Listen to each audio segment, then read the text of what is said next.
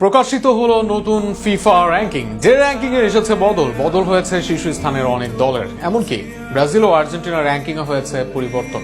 সব মিলিয়ে ফিফার নতুন র্যাঙ্কিং ও ব্রাজিল ও আর্জেন্টিনার অবস্থান পরিবর্তন নিয়ে বিস্তারিত থাকছে প্রতিবেদন। 896 দিন, 2 বছর 5 মাস 12 দিন। এই 896 দিন পর এলো পরিবর্তন। 2023 সালের 6 এপ্রিল ফিফা র্যাঙ্কিং এর সেরা দল হয় আর্জেন্টিনা। পরের 2 বছর সেরার খেতাবটা থাকে তাদের কাছেই, তবে সেই খেতাবটা এবার হারালো আর্জেন্টিনা দল। 18 সেপ্টেম্বরের ফিফা র্যাঙ্কিং এর শীর্ষ দল আর্জেন্টিনা নয়, সর্বশেষ 2 ম্যাচে 1 জয় 1 হার।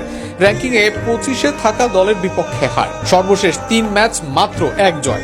সবকিছুই প্রভাব পড়েছে র্যাঙ্কিং এ। বর্তমানে ফিফা র্যাঙ্কিং এর 3-এ অবস্থান আলবিসেলেস্তেদের। বর্তমানে আর্জেন্টিনার পয়েন্ট 1870। এদিকে র্যাঙ্কিং এ নেমে গেছে ব্রাজিলও। বলিভিয়ার কাছে হার, তাদেরকেও পিছিয়ে পড়তে হয় র্যাঙ্কিং এ। সর্বশেষ র্যাঙ্কিং এ 1 ধাপ পিছিয়েছে তারা, ফলে সেরা 5 থেকে নেমে 6-এ চলে গেছে ব্রাজিল। বর্তমানে তাদের পয়েন্ট 1761। ব্রাজিলের জায়গা আবার অর্জন করেছে পর্তুগাল।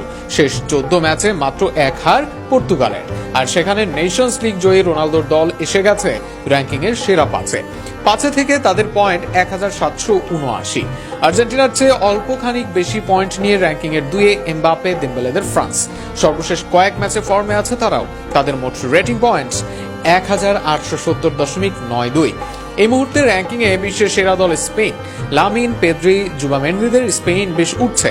কিছুদিন আগে তুর্কির জালে তাদের মাঠেই 6 গোল দেয় স্পেন। সবকিছু মিলিয়ে লুই ফুয়েন্তের দলের পয়েন্ট মোট 1875। সেরা 6-এ একমাত্র জায়গা ধরে রেখেছে ইংল্যান্ড। ইংলিশদের বর্তমান রেটিং পয়েন্ট 1820। র্যাঙ্কিং এর 4-এ অবস্থান তাদের।